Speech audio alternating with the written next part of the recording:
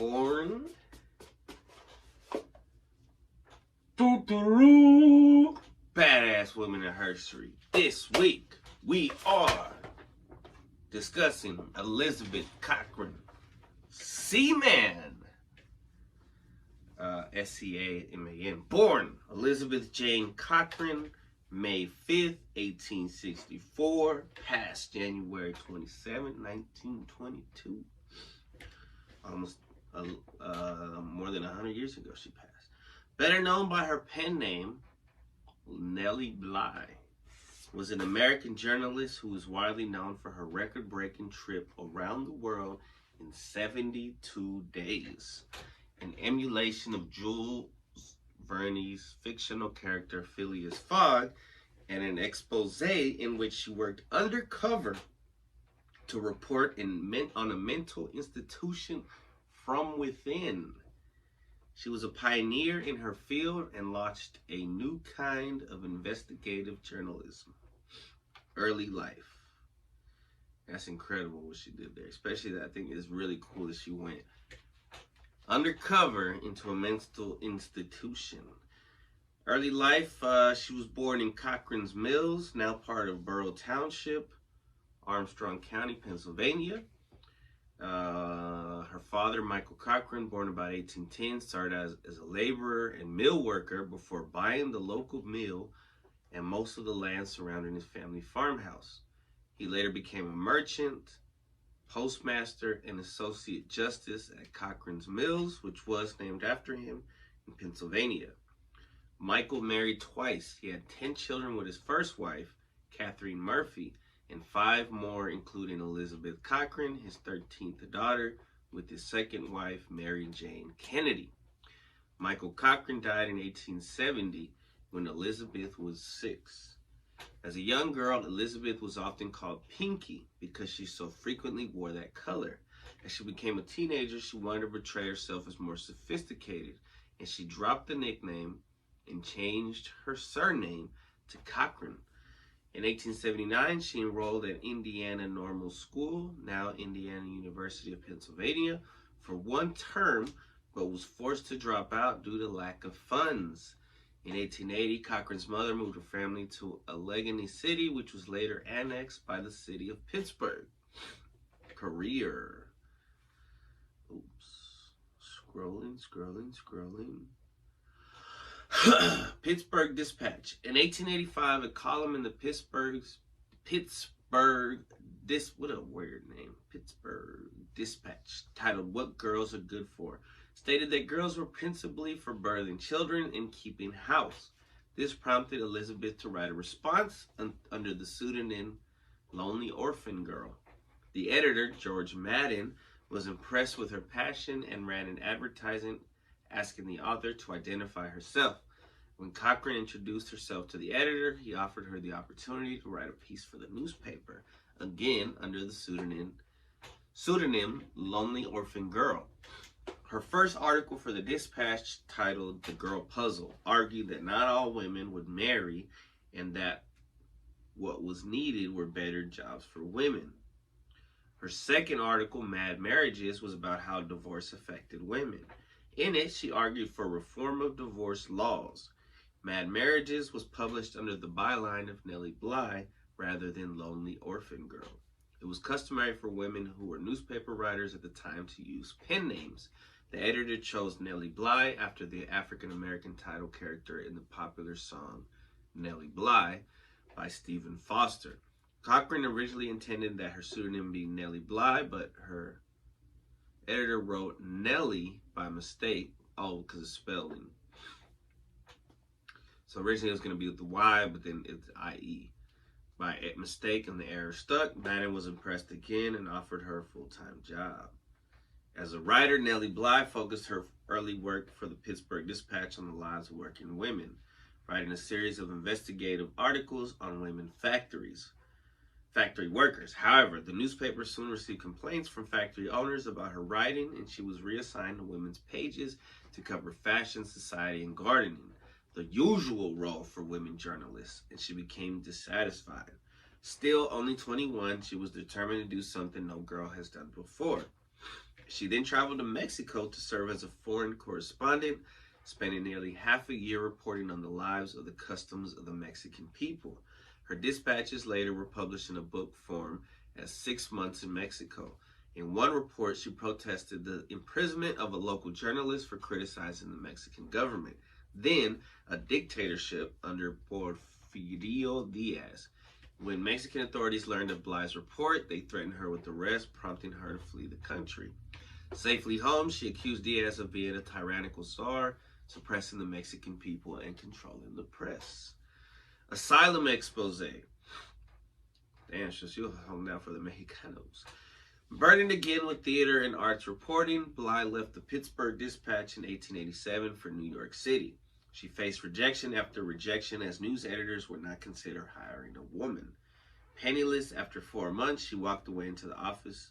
She talked her way into the offices of Joseph Pulitzer's newspaper, The New York World, and took an undercover assignment for which she agreed to feign insanity to investigate reports of brutality and neglect at the Women's Lunatic Asylum on Blackwell's Island, now named Roosevelt Island. So I thought she was going to be a nurse or something, but she's going in there as a crazy person. It was not easy for Bly to be admitted to the asylum.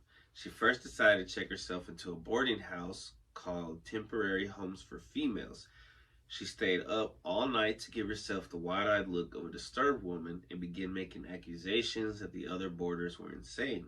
Bly told the assistant matron, "There are so many crazy people about, and no one can ever tell what they will do." She refused to go to bed and eventually scared so many of the other boarders that the police were called to take her to the nearby courthouse. Once examined by a police officer, a judge, and a doctor, Bly was taken to Blackwell's Island. Committed to the asylum, Bly experienced the deplorable conditions firsthand. After 10 days, the asylum released Bly at the world's behest. Her report, published October 9th, which is my sister's birthday, 1887, and later in book form as 10 Days in a Madhouse, caused a sensation, prompted the asylum to implement reforms, and brought her lasting fame.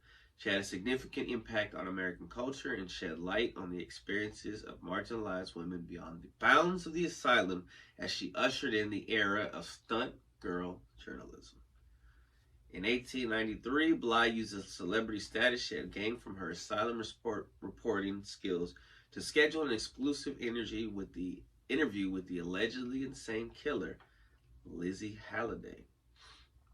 Biographer Brooke Kroger argues her two-part series in October 87 was a sensation, effectively launching the decade of stunt or detective reporting, a clear precursor to investigative journalism and one of Joseph Pulitzer innovations that helped give new journalism of the 1880s and 1890s its moniker.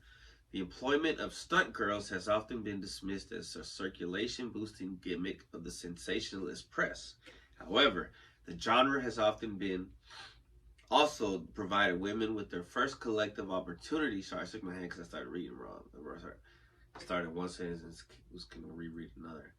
However, the genre has also provided women with their first collective opportunity to demonstrate that as a class, they had the skills necessary for the highest level of general reporting. The stunt girls, with Bly as their prototype, were the first women to enter the journalistic mainstream in the 20th century. Around the world in general impact.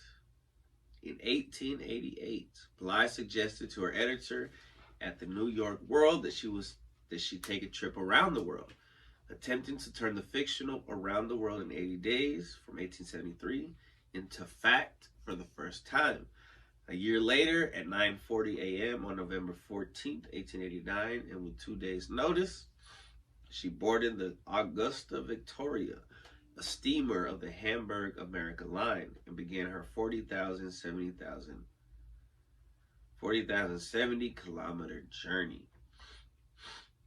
To sustain interest in the story, the World organized a Nellie Bly guessing match, in which readers were asked to estimate Bly's arrival to the second, with the grand prize consisting of at first of a trip to Europe and later on spending money on the trip. During her travels around the world, Bly went through England, France, where she met Jules Verne and Amiens, Brindisi, the Suez Canal, Colombo, in Ceylon, the Strait Settlement of Penang, and Singapore, Hong Kong, and Japan. A woodcut image of Nellie Bly's homecoming reception in Jersey City, printed in Frank Leslie's Illustrated News on February 8th, the day before my birthday, 1890. Just over 72 days after her departure from Hoboken, Bly was back in New York. She had circumnavigated the globe, traveling alone for almost the entire journey. Bly's journey was a world record, though it only stood for a few months until George Francis Train completed the journey in 67 days. As a novelist, after her fanfare of the trip around the world, Bly quit reporting and took a lucrative job writing serial novels for publisher Norman Monroe's weekly New York family story paper.